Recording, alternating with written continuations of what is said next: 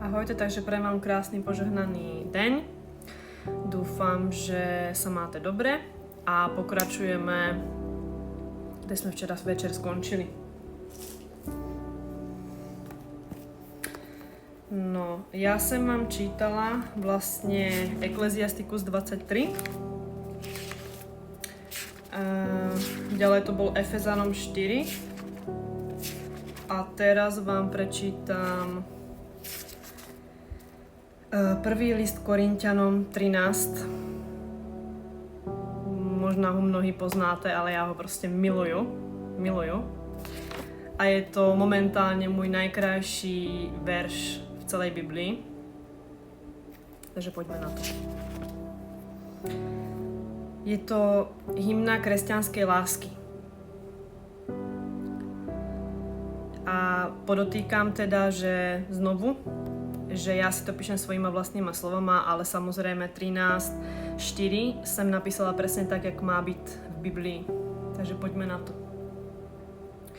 Hymna kresťanskej lásky 13.1. Aj keby som hovoril všetkými jazykmi ľudí a anielov, ak by som mal dar proroctva a poznal by som všetky tajomstvá a celý vesmír a lásky by som nemal, nebol by som ničím. A tá 4. Láska je trpezlivá, láska je dobrotivá.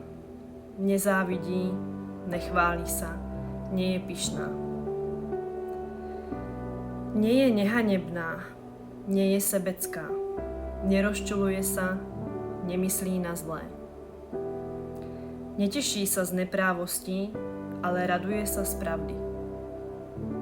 Všetko znáša, všetko verí, všetko dúfa, všetko vydrží. Láska nikdy nezanikne. Mňa sa toto veľmi dotýka, lebo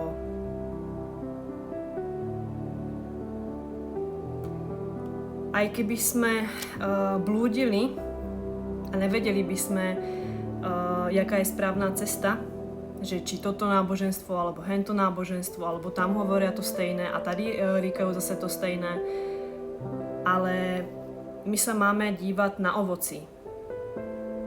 My sa máme, protože bude mnoho ľudí, ktorí sa nás budú chcieť presvedčiť o opaku.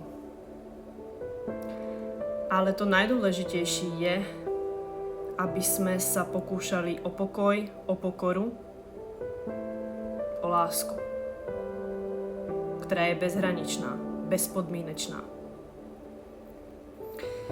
Čiže do neba sa dostane len pokorný človek a do pekla len pyšný. Aby sme to mieli na pamäti, že to je vlastne vážne učivo základnej školy, že aj keď nás budú chcieť zväzť cesty, ale my to nikdy nebudeme ľutovať. Aj keby sme si povedali, že žiadny Boh není. Ale táto cesta k láske vždycky stojí za to. Dobrý boj som bojoval, svoj beh som dokončil. Neviem presne, nepoznám presne do detailu ten verš, ale teraz som si tak na to spomínala. A my sa nemáme dívať na tento svet. Nech si každý žije tak, jak chce, lebo poznám plno kresťanov, že napríklad nevím, skôr sa dívajú na ostatných, že ja som tiež taková kedysi byla, že no, táto je hen taká, táto zahlédá, hen, nevím, mne to tak akože nepasuje, že ona sa chová hen tak a akože to není akože ten správny kresťan a ne, my sa máme dívať na seba. My sa nemáme dívať na ľudí. My chceme zmeniť naše srdce. My máme začať od nás. Že pokračujeme ďalej. Keď som bol dieťa, hovoril som ako dieťa. Avšak, keď som vyrástol, zanechal som detské spôsoby. je potom 11, áno, 13, 11, teraz 12. Teraz to všetko vidíme ako hádanky v zrkadle. Poznáme polovicu, ale potom spoznáme všetko. Mnohí možno tady tomuto veršu porozumeli, mnohí ne, tak to vysvetlím. Tak, jak to chápem ja. Že my sa možno mnohí aj hneváme na našich rodičov, že nás vychovali treba tak alebo onak. Ale v konečnom dôsledku človek, ktorý není pokrstený, alebo teda nenechal vstúpiť Ducha Svätého do svojho srdca, tak má stále to detské zmýšľanie, aj keď má 30, 40, 50 rokov. Stále je ešte dieťaťom v mysli, v srdci.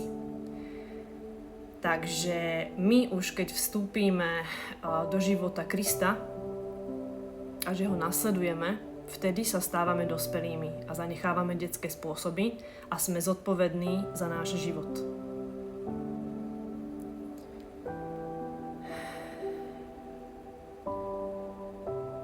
Takže všetko teraz, pretože my nejsme dokonalí, my nemôžeme všetko chápať, co je aj v Svetom písme. My nemôžeme všetkému rozumieť, pretože my nejsme dokonalí. Proto máme byť poslušní. A tak, jak to Pán Ježiš stvoril, tak presne tak to má byť, lebo je to dokonalé. Aj prikázania sú dokonalé, aj keď my mnohí tomu možno nerozumieme, prečo tak je. Pretože nejsme dokonalí. A nemôžeme zasahovať, čo sme my, aby my sme kázali Bohu, co je správne a co není. Potom som si ešte zapísala Korinťanom 14:26. Nech jeden prispieva hymnou, iný učením, iný zjavením, iný tajomným posolstvom, iný jeho výkladom. Všetko na spoločné budovanie. Čiže Pán Ježiš nás obdaril milosťami, niekoho teda tým proroctvem, niekoho čímkoľvek, áno.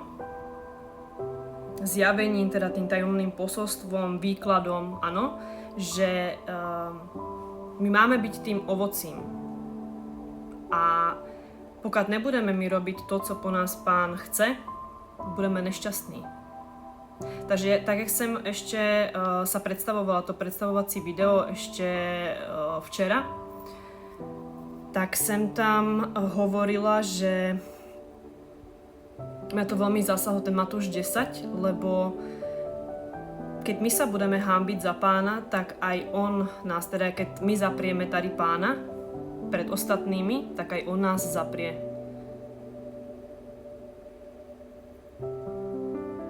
No a ešte teda ten Korinským 15:26, že ten posledný nepriateľ bude zničená smrť.